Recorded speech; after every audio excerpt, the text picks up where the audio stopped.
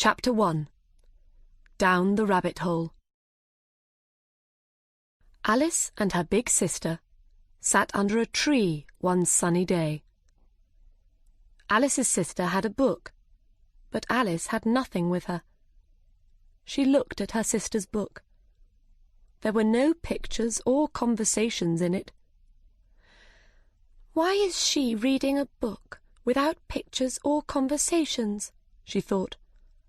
"I'm bored. I know. I'll look for some flowers." Then she thought, "No, it's too hot for that, and I feel sleepy." Suddenly, a white rabbit ran past her. It took a watch from its jacket and looked at it. "Oh, I'm going to be late," it said. "That's strange. A rabbit with a watch," said Alice. She jumped up and ran after the animal. It ran down a large rabbit hole, so Alice went down the hole too. She didn't stop and ask, "How am I going to get out again?" Alice fell down and down, but she fell very slowly and didn't feel afraid. What's going to happen next? She wondered. She looked round. There were cupboards in the walls of the rabbit hole. Some of the cupboards were open, and there were books in them. Sometimes she saw pictures.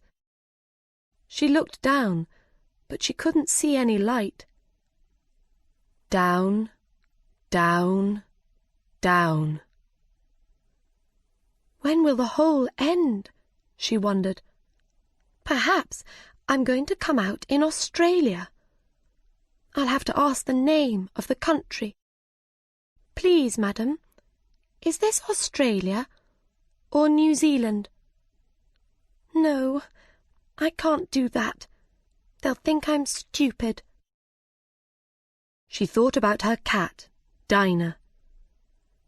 What's Dinah doing? Will they remember her milk tonight? "Oh, Dinah, why aren't you here with me?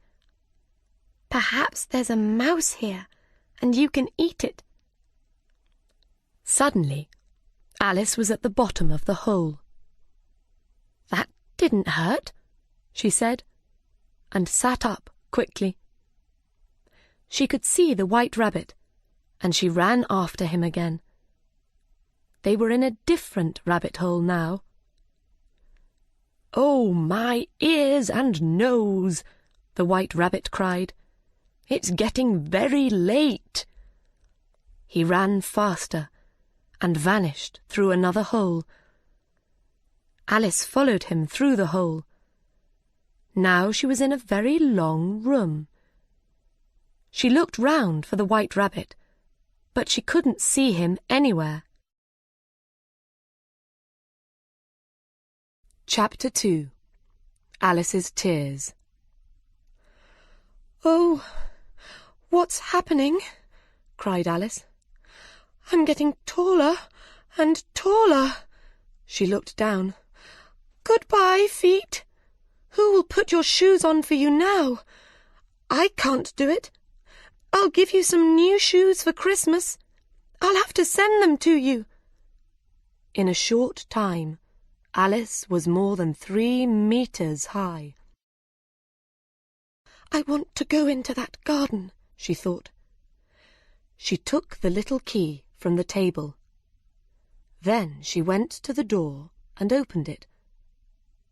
But she was too big and couldn't go through it. She sat down and began to cry again. Because she was very big, her tears were very big too. "Alice, stop it this minute. Don't cry," she said. But she couldn't stop the big tears, and after a time there was water everywhere. She heard the sound of small feet. She looked down, and there was the white rabbit again. He had his best clothes on, and in one hand he had a white hat. "Oh, the Duchess, the Duchess," he said. "She'll be angry with me because I'm late." Alice wanted to ask him for help. "Please, sir," she said very politely. The White Rabbit jumped. He ran out of the room, and his hat fell from his hands. Alice took the hat. "Am I different?" she wondered. "I was Alice yesterday, but everything is different today. Perhaps I'm not me now. So who am I? That's the question." She began to think about her friends. "Perhaps I'm one of them," she thought. "I'm not Ada, because her hair is different to mine. I don't want to be my friend Mabel, because she doesn't know very much. I know more than she does." Then she thought, "Do I know more? Let me see. What's 4 and 4? 8. 8 and 8 is 16. 16 and 16 is... Oh, I can't remember." And she started to cry again. But this time her tears were small tears. She was small again. Why? She wondered.